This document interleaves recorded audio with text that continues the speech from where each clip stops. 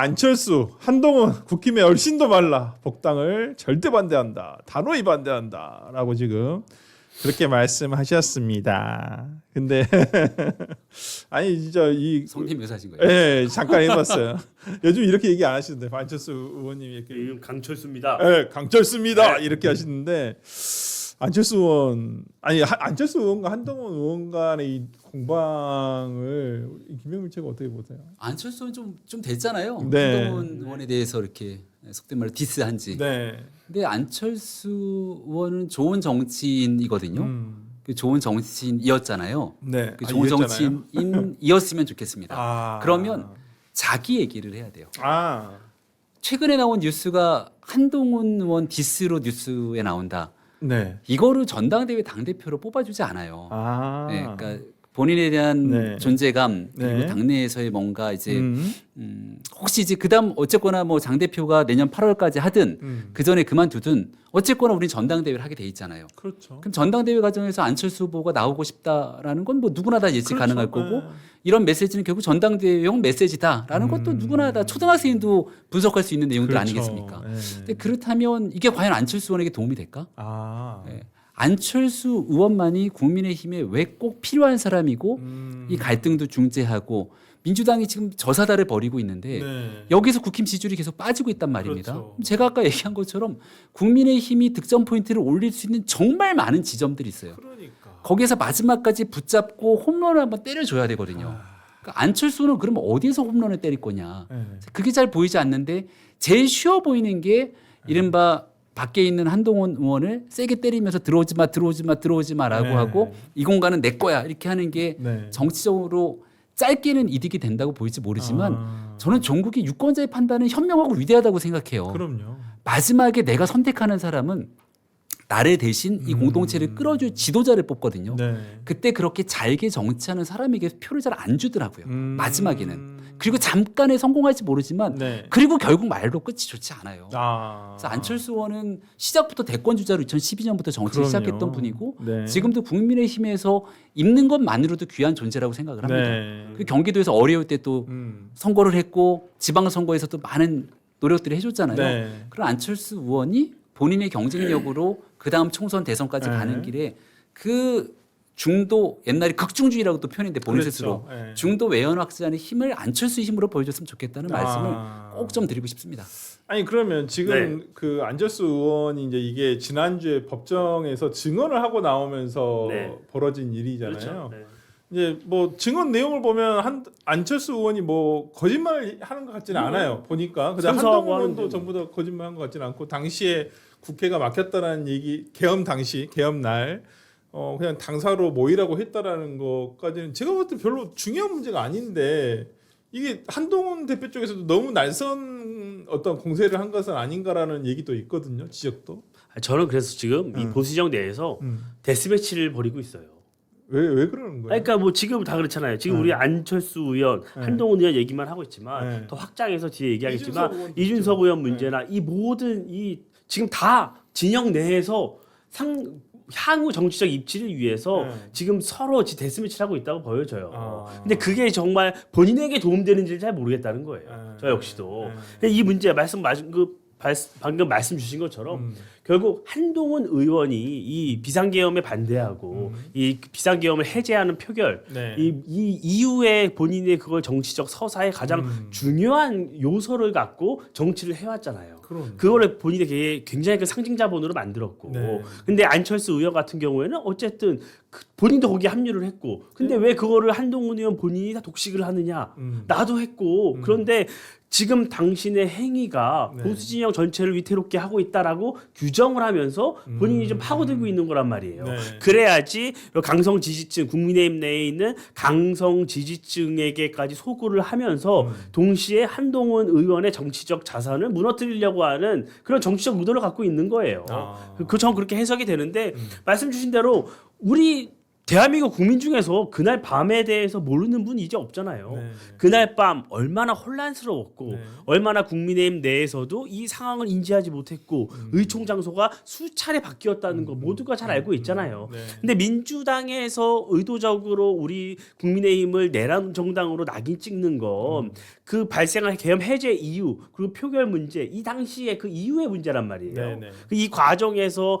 뭐 추경호 원내대표의 통화 이런 것들이란 말이에요. 근데 국민의힘에서는 그 부분은 정말 몰랐다라는 주장을 일관되게 하고 있어요. 네, 네. 그리고 비상계엄 해제 표결 이후에 당론으로서 빠르게 윤석열 당시 대통령에게 이 문제 비상계엄을 해제하라고 요구하는 걸 당론으로 채택까지 했단 말이에요. 네. 그런 일련의 과정들이 있는데 지속적으로 한동훈 의원은 국민의힘을 비슷한 그 내란 옹호 정당으로 낙인 찍는 이 프레임을 계속 잡아왔잖아요. 네, 네. 그러니까 안철수 의원은 거기에 대한 반작용으로 그걸 역이용하는 정치적인 지금 이 접근을 하고 있는 거죠. 그러니까 결국에는 본인들이 유리하게 이 국면을 만들고 본인의 이 정치적 자산을 만들기 위해 서로 지금 데스매치를 하고 있는 건데 그러면 그렇게 해서 다 죽어나가고 네. 다 내란 옹호 정당에 소속이 되고 그러면 네. 그럼 국민의힘에 누가 남죠? 그러니까. 아니 저 그런 생각이 들어요. 이게 과연 이 지금 이 시점에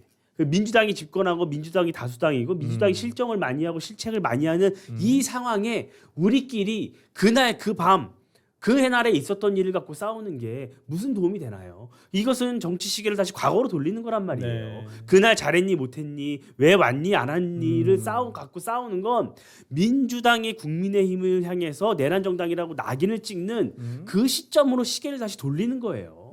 그 문제는 이미 다 끝났잖아요. 네. 다 끝났단 말이에요. 그리고 추경호 원내대표는 그 당시에도 구속영장이 기각이 됨으로 인해서 그렇죠. 어느 1차적인 법원의 판단을 받았단 말이에요. 그리고 국민의힘에 있는 많은 분들이 지금 종합특검에 의해서 기소를 당하고 있어요. 재차. 네. 여러 가지로. 그러니까 1차 내란 특검에서 기소하지 못했는데 종합특검이라는 정치특검이 또다시 국민의힘 정치인들을 기소를 하고 있는 국면이란 말이에요. 네. 여기서 국민의힘 내부 보수진영 내부에서 분열을 하잖아요. 그러면 저 정치특검에게 또다시 먹잇감을 주는 거예요. 저는 왜 우리끼리 지금 그런 것들을 먹잇감을 제공하냐는 거예요. 저는 이거는 별로 중요한 논쟁 자체가 아니라고 봐요. 그러니까 개개인의 정치인 특히 한동훈이라는 사람 안철수라는 사람에게는 중요할지 모르겠지만 지금 이 시점 이 보수진영 전체에게 이게 도움이 되느냐 저는 그거 생각했을 때 굉장히 좀 안타깝다는 생각이 들어요. 아니, 그러니까 최근에 좀 전선이 좀 다변화된 것 같아. 보니까 한동훈 의원과 주진 의원은 또 이준석 개혁신당을 또 때리고 있고 굳이 여기에 대해서 뭐 그렇게 때릴 이유가 있나라는 생각도 좀 듭니다만은 저는 오늘 아침에 오면서 생각드는 게 야, 근데 참 이 보수 진영의 어른이었구나. 이런 걸 좀 이렇게 조정해주고 중재할 수 있는 참 정치적인 언로가 너무 참 부재하고 뭐 언론은 근데 실제로는 계세요. 김무성 전 대표나 뭐 저는 충분히 뭐 언로들이 있는데 지금 국민의힘 내부 특히나 지도부가 오히려 그런 분들을 무시한다는 좀 느낌도 들더라고. 오히려 소위 말하는 상임이 뭐라고 하죠? 그 저기 국민의힘의 상임 고문단이 상임 있고요. 고문단, 네. 상임 고문단이 아니더라도 뭐 당의 지도부가 있으면 지도부만으로 문제를 해결할 수 없으니 수요일은 회의가 빈날이거든요. 그럼 뭐 2, 3주에 한 번씩 최고 중진 연석회의라는 걸 하기도 맞아요, 하고 맞아요. 다양한 제도들이 있습니다만 이런 게 다 무의미하게 된 지 오래됐잖아요. 네. 그러니까 정치가 굉장히 좀 극단적인 목소리를 크게 내면서 그 힘을 바탕으로 막 달려나가는 여론 주도형 뉴노멀의 정치가 된 지 오래된 것 그러니까, 같다 네. 이런 생각이 드는데 국민의힘이 만년 야당할 거 아니잖아요. 그럼요. 지금 이재명 정부 출범한 지 한 1년이 조금 더 지났는데 집권 능력이 없다는 것이 1년이 지난 지금 저는 선명하게 국민들께 드러났다고 봅니다. 그렇죠.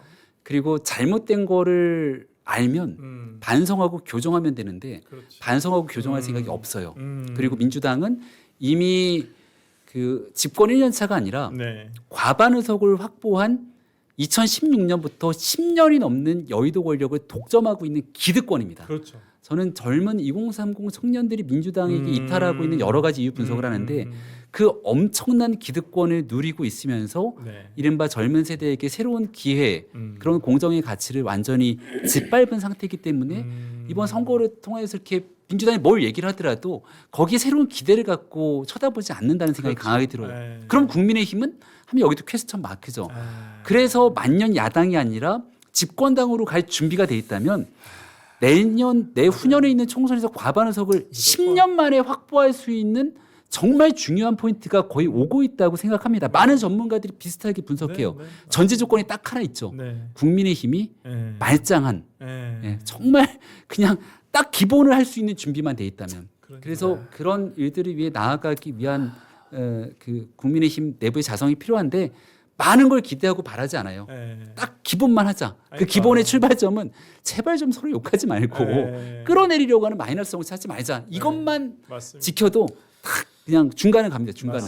아니, 저도 뭐 정치권에 온 지는 얼마 안 됐지만 저는 뭐 모든 세상 만사가 공짜는 없다고 생각을 해요. 그럼요. 그러니까 단기적인 어떤 정치적 이득을 위해서 이 과실을 따먹으려고 하다 보면 반작용이 꼭 일어나요. 그러니까 자신의 지지층을 규합하고 자신에게 지지세를 좀 더 공고하게 하기 위해서 정치 행보를 하면 그거에 대해서 또 반대쪽에 계시는 분들은 또 역결집을 한단 말이에요. 그래서 안철수 의원의 의도도 알겠는데 결국 한동훈 의원이 이 비상계엄 정국 그 이후에 잘못된 이 국민의힘의 행태 이런 것들을 파고들면서 열심히 본인에 대한 지지층을 결집을 했어요. 그래서 근데 이제 본인이 그거에 대해서 또 역결집이 일어나고 당원 게시판 문제도 그 논란이 됐을 때 제대로 또 정치적으로 해결이 안 되고 끝나다 보니까 또 논란이 되고 또 논란이 되고 지금 반복되고 있단 말이에요. 그러니까 전 그런 상황이 굉장히 안타까워요. 보수 진영 내에서. 그러니까요. 하여튼 뭐 좀 정리가 안 된다는 느낌인데 좋은 기회 물은 들어왔는데 노를 못 젓고 있는 건 아닌가라는 생각이 좀 개인적으로 많이 듭니다. 아니, 근데 저는 좀 답답한 게 만약 그렇게 해서 이 재판에서 막 잘못돼서 추경호 의원이 설령 정말로 그럴 리는 없겠지만 뭐 유죄 판결을 받으면 또 국민의힘 전체는 어떻게 되겠어요. 그러니까 이런 문제에 대해서 저는 이렇게 다투는 것 그리고 내란 특검에 아까도 말씀드렸지만 지금 내란 특검 종합 특검이라는 게 돌아가고 있는 상태에서 우리끼리 이렇게 하는 것은 정말로 오히려 상대방에게 호재만 제공해 주는 꼴이에요. 네.